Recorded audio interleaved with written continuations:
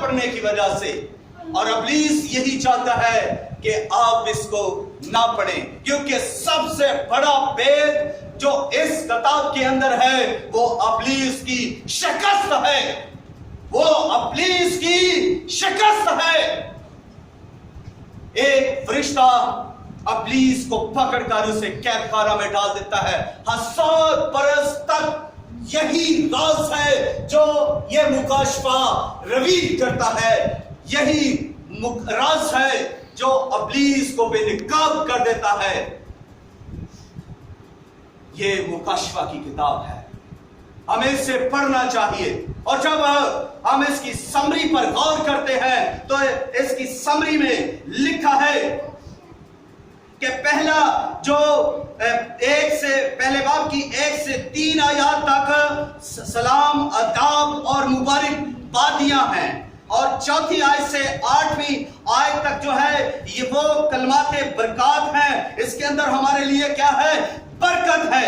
اور پھر جو ہے 9 سے 20 آیت تک جو ابھی ہم نے تلاوت کی گئی ہے، یہ مکاشفہ کی رویا ہے، یہ مکاشفہ کا بید ہے۔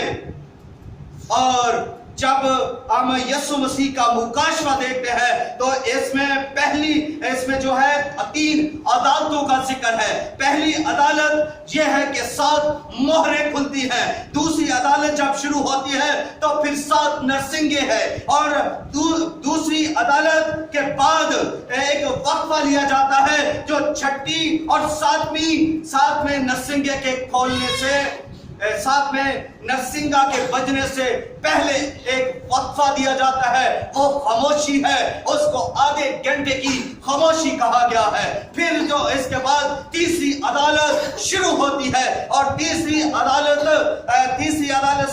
عدالت سے پہلے رویا 2 رویا ہے۔ پہلی رویا جو ہے وہ اژدہا عورت اور بچے کو تباہ کرنا چاہتا ہے، دوسری رویا میں ایک حیوان جو ہے وہ سمندر سے نکلتا ہے، اور پھر تیسری عدالت شروع ہوتی ہے، اور تیسری عدالت کے اندر 7 پیالے ہیں، اور یہ 7 پیالے خدا کے قہر کے پیالے ہیں۔ اور پھر اس کے بعد بڑی کسبی اور بابل شہر کا تباہ ہونا ہے۔ پھر اس کے بعد برا کی شادی کا آغاز ہو جاتا ہے، اور برا جو ہے یسوع مسیح اپنے دشمنوں پر فتح پا رہتا ہے، اور ابلیس کو 1000 سال تک پکڑ کر اس کو قید خانہ میں ڈال دیا جاتا ہے۔ اور جب قید خانہ میں ڈال دیا جاتا ہے تو یسوع مسیح بذات خود 1000 سال تک بادشاہی کرتے ہیں، اور پھر اس کے بعد آخری عدالت ہوتی ہے، یعنی مردوں کی عدالت، اور پھر نیا یروشلم جو ہے وہ نیچے آتا ہے، یعنی نئی زمین، نیا آسمان۔ پرانی زمین چلتی رہتی ہے، پرانا آسمان ختم ہو جاتا ہے، اور پھر نیا آسمان اور نئی زمین، یعنی نیا یروشلم۔ یہ مکاشفہ کی سمری ہے۔ اور جب ہم مکاشفہ کے سٹیپس دیکھتے ہیں، یہ مکاشفہ نہ جو یوحنا کا مکاشفہ کی بیان کیا جاتا ہے، در حقیقت یہ یوحنا عارف کا مکاشفہ نہیں، بلکہ یہ خدا کا مکاشفہ یسوع مسیح کے ذریعے ملتا ہے، اور دینے والا خود خدا ہے، جو خدا فرشتے کو مکاشفہ دیتا ہے، یعنی خدا سے یسوع مسیح تک مکاشفہ آتا ہے، یسوع مسیح سے فرشتہ تک مکاشفہ آتا ہے، اور فرشتہ سے یوحنا تک مکاشفہ، اور یوحنا سے 7 کلیسیاؤں تک، اور 7 کلیسیاؤں سے پھر عالمگیر کلیسیا ہم تک پہنچتا ہے۔ ہاللویہ۔ اور جب یہ مکاشفہ، یسوع مسیح کا مکاشفہ جب یوحنا کو دے دیا جاتا ہے تو اس کے بعد یوحنا جو ہے،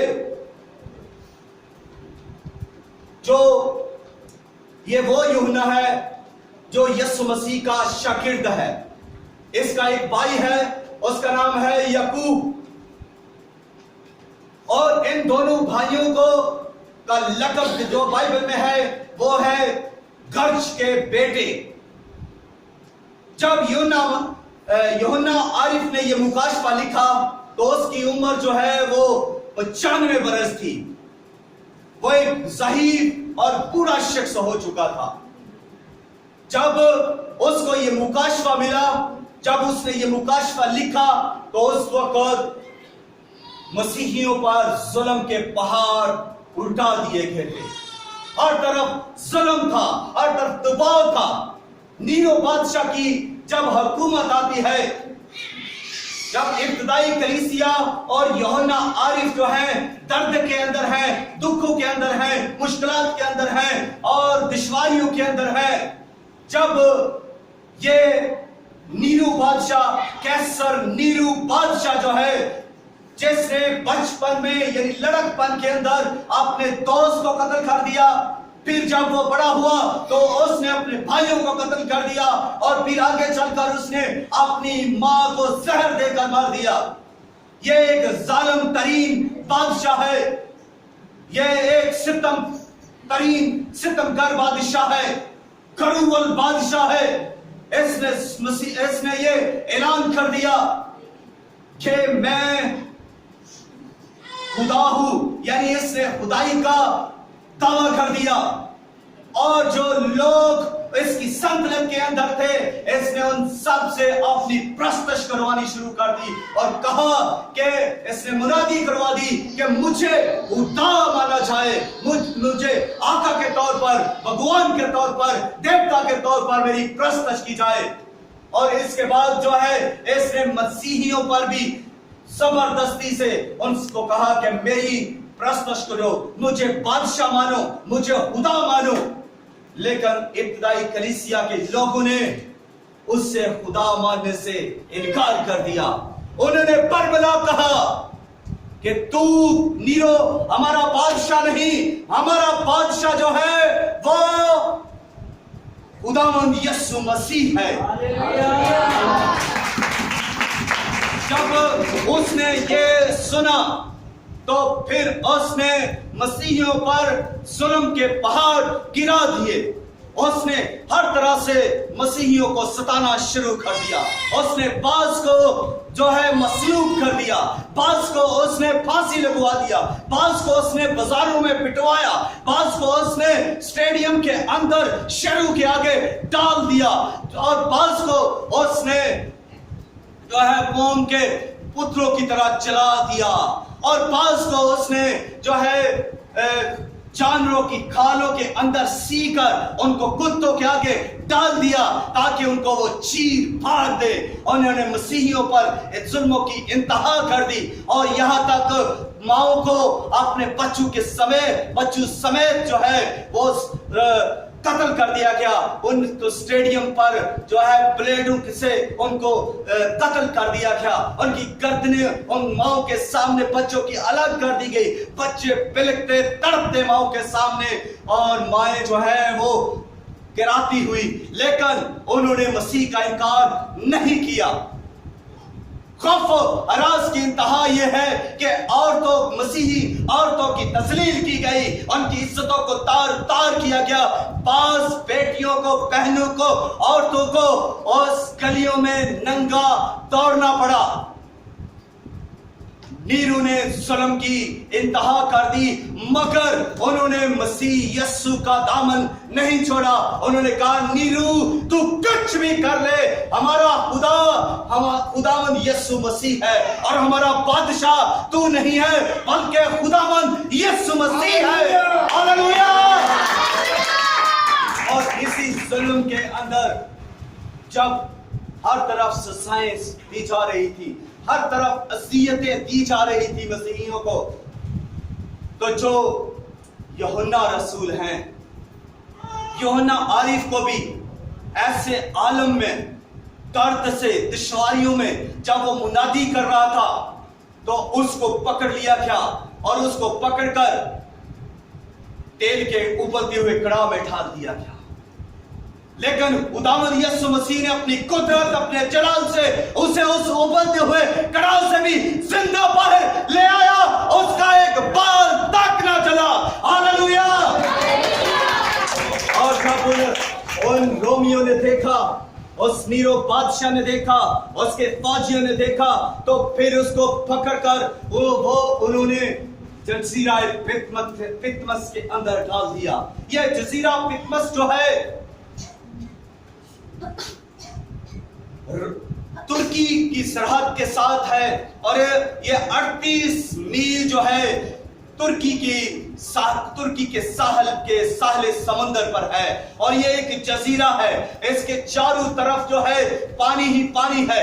यहाँ पर रोमी हुकूमत कैदियों को लाकर यहाँ छोड़ी ताकि वो यहाँ पर मर जाएं, भूखे मर जाएं, सिसक कर मर जाएं। ना वहां पर कोई उनका रिश्तेदार पहुंच सकता था, ना खाना पहुंच सकता था, और वो तन्हा बिलखते हुए इस जगह पर अपना दम तोड़ देते थे। ये उनके लिए एक जबरदस्त सजा थी। ये एक कैद खाना की हैसियत से रोमियो ने बनाया हुआ था। यहां से कोई कैदी फरार नहीं हो सकता था। जब यूहन्ना को इस पितमस के अंदर डाल दिया गया, इस जजीरा के अंदर डाल दिया गया, तो यूहन्ना जो उस वक्त 84 बरस का बूढ़ा शख्स था, और वो जब बूढ़ा शख्स उस जगह पर डाल दिया गया तो उसने देखा कि अब मेरे बचने की उम्मीद नहीं है, मेरी जिंदगी का इख्तिताम होने वाला है। अब मैं कुछ पलों में शायद मर जाऊं। ना किसी ने मेरी खबर लेनी है, ना मुझे किसी ने खाना देना है। मैं भूख से मर जाऊंगा, मैं तन्हाई से मर जाऊंगा। मेरी उम्र जो है अब 84 बरस हो चुकी है। अब तो आंखें भी जो है मेरा साथ नहीं दे रही, कुव्वत जो है वो भी मेरी कम हो चुकी है। अब तो मेरी हड्डियां भी कमजोर हो गई है, अब तो मेरी कमर भी झुक चुकी है। अब तो मैं इतना लागर हो गया हूं कि मैं इनका मुकाबला भी नहीं कर सकता। अब वो तन्हा उस जजीरा के अंदर पड़ा हुआ है, और जब वो पड़ा हुआ है तो वो अपने माजी की तरफ कुछ निगाह बढ़ाता है, अपने माजी के लम्हात को याद करता है जब वो यीशु मसीह के साथ था। अब वो ये सोच रहा है कि मेरा खुदावन, मेरा आका जिसके साथ मैं रहता था, जिसका मैं छाती का सहारा लेता था, अब वो भी इस जहाने पानी से जो है सऊद कर चुके हैं। और कुछ जो मेरे साथी हैं, जो 12 शागिर्द यीशु मसीह के थे, जो मेरे साथी थे, वो भी एक एक करके इस जहान से कूच कर चुके हैं। अब मैं ही अकेला और तन्हा इस सरजमीन पर हूं, लेकिन मैं भी कैद में हूं, मैं भी बुरा हूं, मैं भी जो है कमजोर और लाखिर हूं। जब वो इन बातों को सोच रहा था, यीशु मसीह के मुजज़ात के बारे पर, यीशु मसीह की तालीम पर निगाह कर रहा है कि मैंने 3 साल अपने खुदावन के साथ गुजारे। मैंने 3 साल यीशु मसीह को मौजज़े करते हुए देखा। मैंने 3 साल यीशु मसीह की तालीम को सुना, कैसे वो मुर्दों को जिंदा करता था, कैसे वो अंधों को बिनाई देता था, कैसे वो मुर्दों गूंगों को जो है वो गवाही देता था, कैसे वो